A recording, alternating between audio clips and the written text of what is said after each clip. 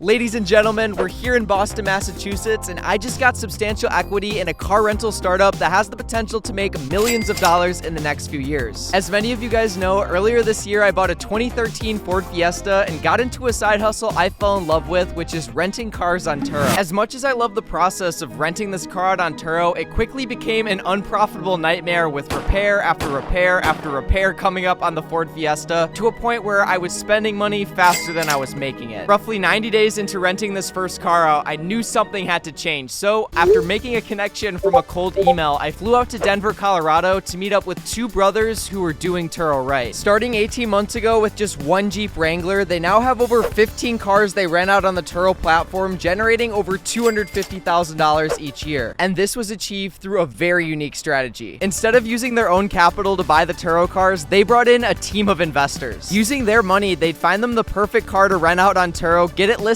on the platform, and manage all of the bookings for an upfront fee plus 30% of the monthly revenue. When I was in Denver getting an inside look at this business, I knew I wanted to be involved in some way, but I just didn't know how. Until I saw a major weak point in their business: marketing. Do you want me and my team to help you turn your extra car into passive income? I just made over $500 of passive income while laying in a hammock on the edge of the Grand Canyon. What you just saw is an ad previously done by the Fleet Brothers, which, in my opinion at least, is trash. The financial space on the internet is filled with internet spam bots from OGs like Ty Lopez and a lot more people you see all over the YouTube ads for a period of time, and then they disappear. The thing about being an internet spam bot is you provide no real value to the people who watch you. This strategy also comes with a very high marketing spend, to a point where your profit margins are razor thin. Instead, in my opinion, the best way to sell something is to put out actual good content and provide people a ton of value for free. When I pitched this marketing approach to Chris and Aaron, so pretty much I was thinking, instead of doing paid ads to get clients, we could just make TikToks, do a podcast, and then I'm sure I could build it up to a point where we could actually get clients and then not spend anything on marketing. We went back and forth for a while, but they eventually offered me 20% equity in the company. I think a pretty fair partnership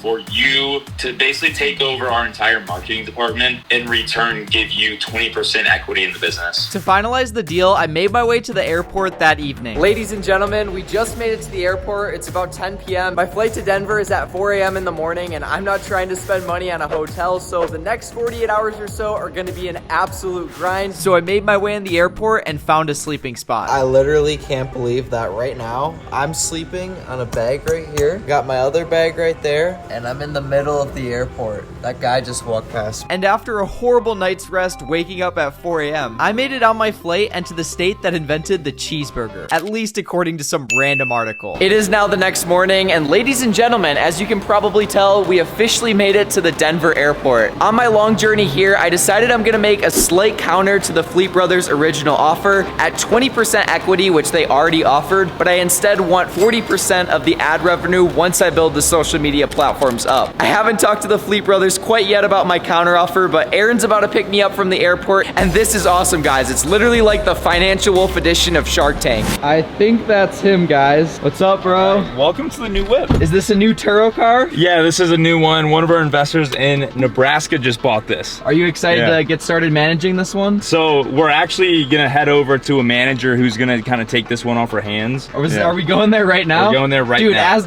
literally like the last video, you pick me up from the airport and we go straight back to work. Straight into action. That's how we do it. With new cars being added to the fleet so fast, Aaron started outsourcing some of the management to other Turo hosts. Wait, how many cars are you managing right now? I'm at a total of 33 cars now. Killing I got it. to 30, and then your 3 cars makes it 33. The majority I'm co-hosting right now, so I only have 5 of my own cars. Because to build a business, you have to recruit people, and a lot of that has been done lately. It was good meeting you, and now we're getting picked up from here to go to the airport. This is another Turo host, right? Yes, sir. What's up? Nice Good to to meet meet you. you. So you manage 3 of Aaron's cars right now, right? All of the Subarus? All the Subarus, and he got me a new one. That's the NX 300. Awesome. And then I have 7 of my own. You're also a mechanic, you mentioned, so you're going to be able to do the repairs? Definitely, yeah. Any repair. I worked at Chrysler and Jeep for 4 years. Mitsubishi another 4, and then I started just doing my own after that. If you don't mind me asking, how much do your cars make on Turo? I was waiting for all the questions you got. Just throw it at me. So how much I make? So I got 4 cars that's financed, and I've got 4 cars that paid cash. I would say for the cash cars, they make about $1,200. The financed ones, they also from like $1,200 to $1,700 on the high season on the winter time. So far, Aaron has recruited 2 Turo hosts to help manage cars in Denver. And I for sure want to find a third person in Austin because managing my Turo cars while traveling isn't easy. And if I find someone who happens to be a mechanic to partner up with, that'd be huge. Especially since my red car is always having issues. I tried to drive it today because it's supposed to go on a trip literally tomorrow. And well, as you guys can see, the battery's dead. If I can find a mechanic in Austin to give 20 to 25% of the revenue to, and in turn they'd manage the car and give me cheap repairs, that'd literally be a godsend. I'm at least gonna do that for the Ford Fiesta because the CR-V has given me no issues and it's already starting to get some good bookings. Another thing I know you outsourced was actually hiring an accountant. So do you want to talk about the decision to do that? Well, the decision was easy because Chris and I are not finance guys in terms of like bookkeeping and accounting. He's starting at $800 a month to get everything straightened out for us. With all the new hires recently, the business is operating at about break even. So everything is still sitting in our business bank account and we haven't touched a dime of it. And that's why we have the finance guy on board. Now we're gonna figure out how much we can actually pay ourselves. Hiring people has given Aaron more time to focus on his personal Turo fleet. All right, so next thing, we're hopping in my first ever Turo car. This is a 2014 Jeep Wrangler. I bought this thing for about like $40,000. Since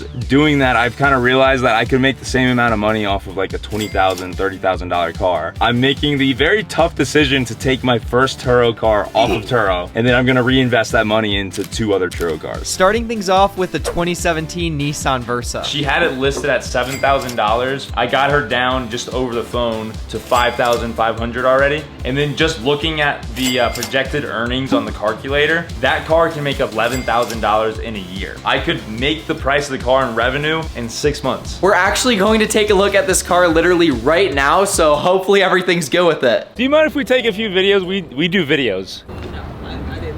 We'll just keep you out of the video. How's that? Can we show the car at least? Not really. Cosmetically, the car wasn't in great shape. Yeah, I wasn't expecting dents in the back. However, we still decided to do a test drive. Do you want to drive it? Yeah, we'll give it a spin. But just one of you, not 2. So Aaron is taking the car in a test drive right now, and the lady really didn't want me filming because she said only one of us could go on the test drive. I think she knew I was filming secretly, but I don't know. Kind of sucks. I don't think we're gonna buy the car just based on all the damage on it so far, but we'll see. It's Aaron's money and his decision at the end of the day. Yeah, I wasn't expecting as much cosmetic stuff.